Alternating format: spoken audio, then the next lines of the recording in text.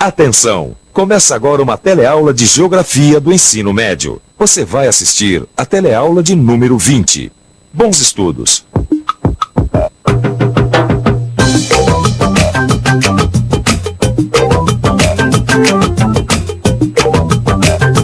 Ô amigo, diz pra gente aí, você sabe o que é desenvolvimento sustentável? Desenvolvimento sustentável? Não. Não. Faço a menor ideia.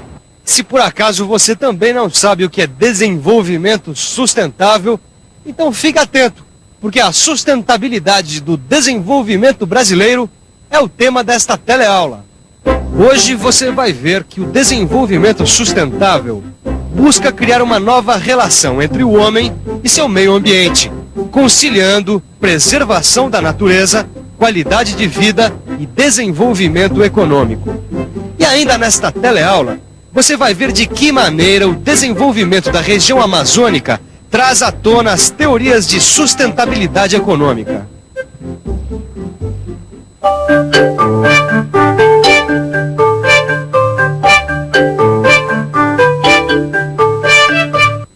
Desenvolvimento sustentável. Não é de hoje que essa expressão anda ocupando o noticiário nacional e internacional. Você mesmo já deve ter lido ou ouvido falar a respeito. E o que o desenvolvimento sustentável, sustentado, traz de novidade para o nosso tempo é uma proposta alternativa para o desenvolvimento econômico. Uma nova maneira de se promover o progresso. Uma maneira que procura harmonizar o crescimento econômico com o meio ambiente. Sem se esquecer, é claro, de preservar a qualidade de vida do homem. Mas no que será que o desenvolvimento sustentável pode ajudar a melhorar a distribuição de renda ou para diminuir as diferenças sociais que tantos abismos criam hoje na nossa sociedade?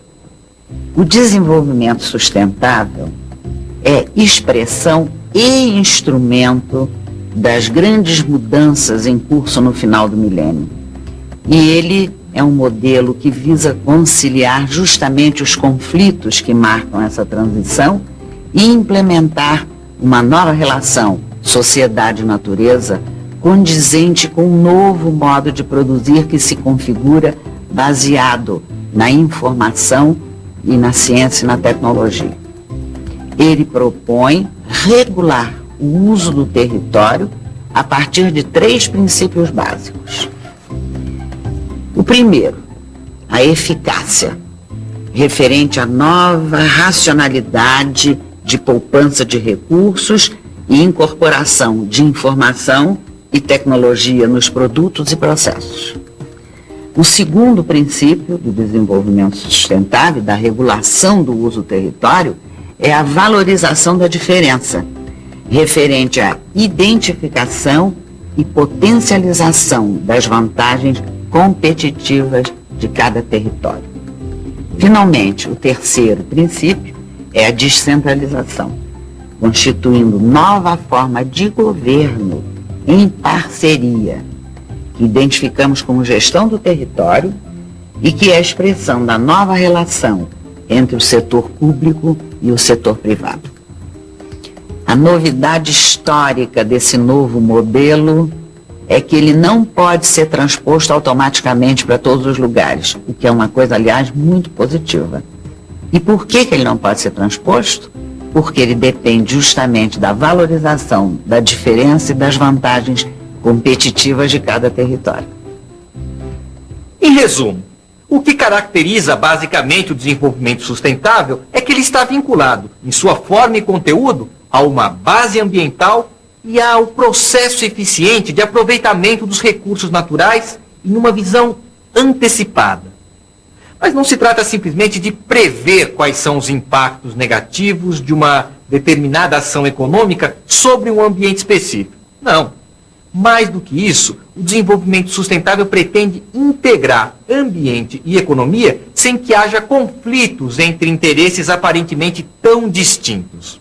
Afinal, até há pouco tempo, o desenvolvimento econômico não rimava com preservação de meio ambiente. Tanto é assim que atualmente o investimento em sintonia com o seu tempo deve reconhecer ainda no planejamento que tanto a bio quanto a sociodiversidade devem ser mantidas como patrimônios do local.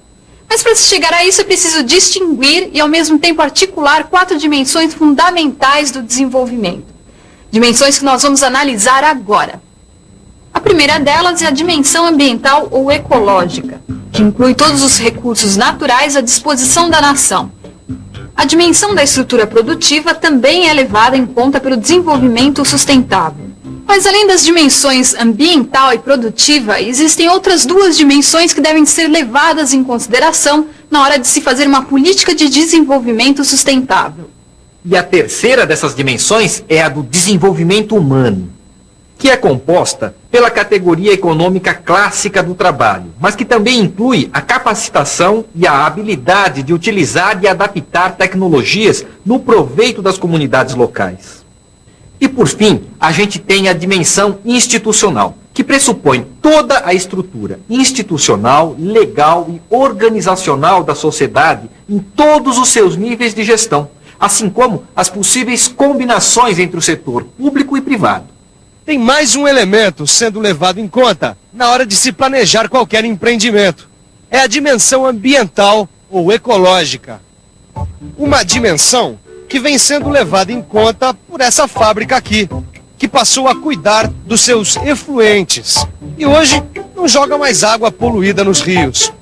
E essa fábrica não faz isso apenas porque é boazinha ou porque gosta da natureza. Não, nada disso. O que essa empresa está fazendo é preservar e, consequentemente, valorizar o seu principal capital natural. Nesse caso aqui, a água. Ô Vicente, quer dizer então que o desenvolvimento sustentável tem o objetivo de preservar a natureza? Exato. O grande mérito do desenvolvimento sustentável, na verdade, é que ele passou a considerar a dimensão ambiental como um dos componentes básicos na elaboração de um plano. E não é só isso. Além de preservar a natureza, a sustentabilidade pressupõe o combate à pobreza, pressupõe também a apropriação de novas tecnologias e ainda pretende fortalecer a organização da sociedade. Ah, peraí, então. Pelo que eu estou entendendo, o desenvolvimento sustentável é uma proposta muito mais ampla, não é isso? Que vai muito mais além do meio ambiente. Exatamente. Olha, o desenvolvimento sustentável, ele traz uma proposta tão ampla que ele deve ser concebido, antes de qualquer coisa, como um espaço de negociação, de ajuste entre os diversos agentes políticos e sociais. E é por esses motivos que o desenvolvimento sustentável é tão importante, porque ele passou a dar atenção a vários aspectos que antes eram desprezados quando se buscava o desenvolvimento econômico. Aspectos como o da preservação ambiental, o do desenvolvimento do potencial humano, o das novas tecnologias e o da política como um todo. Antes, pouco ou nada se pensava nessas questões. Mas isso mudou. Mesmo porque descobriram que a miséria joga contra qualquer desenvolvimento econômico. De nada adianta a gente ter uma economia forte se ela for para poucos.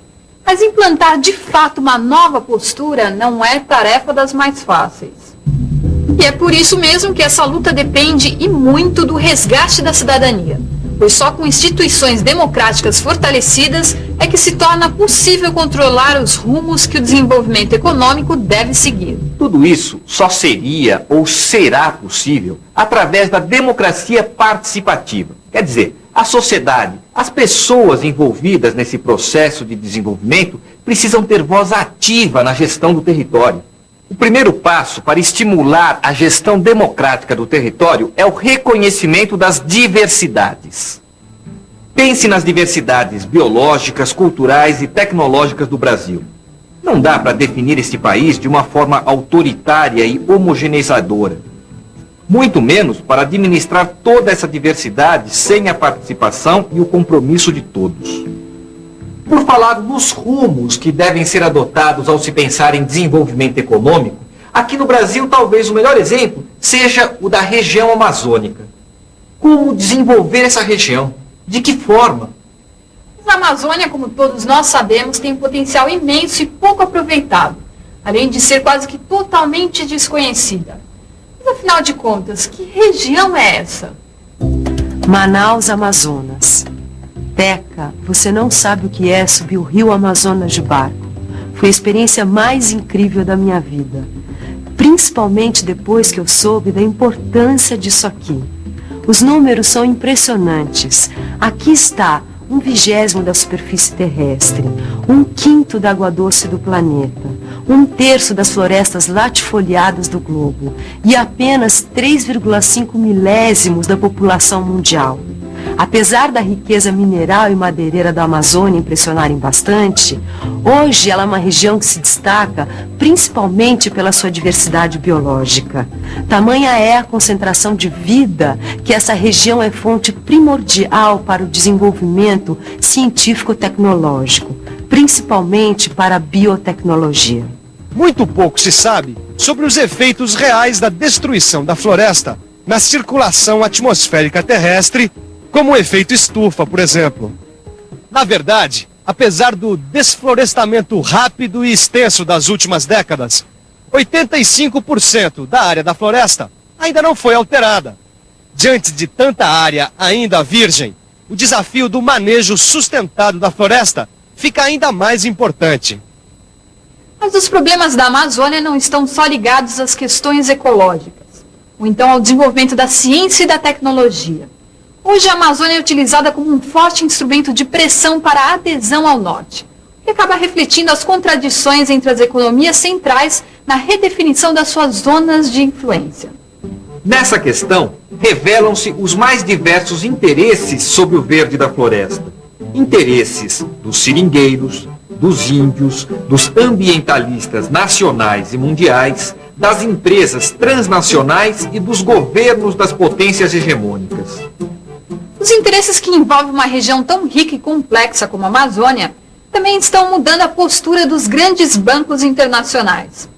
Se no passado eles financiaram diretamente os grandes projetos amazônicos do período autoritário, como a rodovia transamazônica, por exemplo, hoje esses bancos já não agem assim. Além deles terem que responder às pressões dos ambientalistas, eles também têm que se moldar às imposições da agenda internacional nesses tempos de crise, de reestruturação do sistema capitalista mundial. Ô Vicente, quer dizer que os bancos que investiam à torto e à direito lá na Amazônia, hoje em dia pensam duas vezes? Muita coisa mudou no mundo, né, Gil? Hoje em dia, além de pensar o que vai ser feito no lugar, a pessoa tem que pensar em como vai fazer, entendeu? Bom, e agora não se investe mais nada? Não. Na verdade, o que aconteceu é que a Amazônia virou um palco de uma disputa velada entre as potências. Saber que rumo ou que rumos daremos à Amazônia é apenas mais uma das questões que se colocam hoje para nós. Questões que, como a gente viu, passam direto pelas alternativas propostas pelo desenvolvimento sustentável. E também passa pela revisão que a gente vê agora. E atenção, se liga aí, que é a hora da revisão. Na teleaula de hoje, você viu que o desenvolvimento sustentável busca criar uma nova relação entre o homem e seu meio ambiente, conciliando preservação da natureza, qualidade de vida e desenvolvimento econômico. Você também viu de que maneira o desenvolvimento da região amazônica traz à tona as teorias de sustentabilidade econômica. Bom, por hoje é só, mas na próxima teleaula tem mais.